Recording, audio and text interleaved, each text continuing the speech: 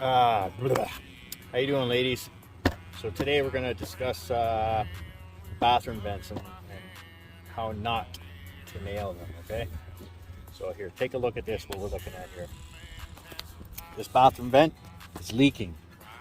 All the water coming down. I see this all the time.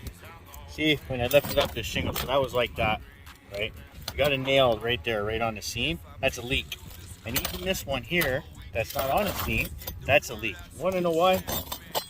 Even with the shingles down, and that, even if that wasn't even a seam anywhere there, the water's crashing into this, and then it's trying to escape. Okay, there's no water channel for it to go down, right? It's trying to escape. So what's happening is the water's pushing out. It hits the nails. Nails draw the water down like a wicking motion, and then that's why they got water coming through their light fixture. And you could see, it's not hard to tell, like you could see the evidence of the water. So just leave those nails all together. Don't even nail it. There's no need for a nail to be there.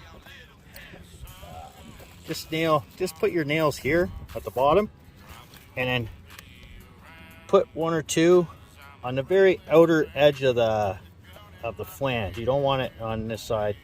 That's what this little rib's for. It's supposed to kind of stop the water. It doesn't really work all that great. And I mean, see, even looking here, like they didn't carve around, give a water channel. So you got water shooting out. That's why you got rusty nails in there. All this water. All that water's just shooting right in. You can see how it's traveling. Get all that fixed up, and then go home and pick some mushrooms, I guess. I made some cream of wild maitake mushroom yesterday. I'm getting right into the wild foraging, so I won't be making very many roofing videos anymore. I'm basically gonna focus all my efforts on my outdoor stuff, because that's my true life that I love, is the outdoors. So, but these ones I can't avoid. These ones, you guys got to see this.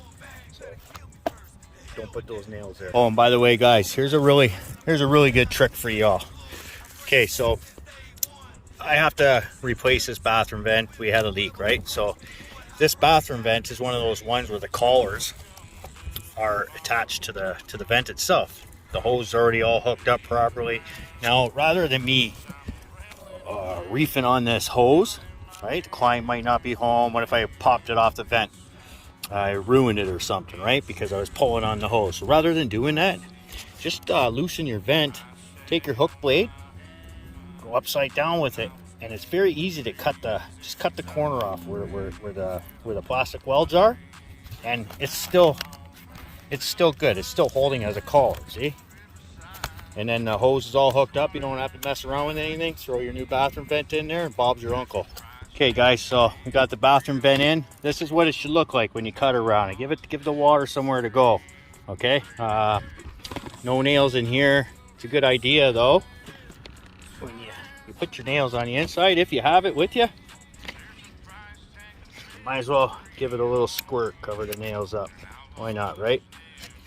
So also, that because I broke the seam, broke the seal. Sorry guys, I got no tripod here. You always gotta self-seal your shingles. So got one more. We'll lift that up. We'll put some caulking under there, and then yeah, we're good.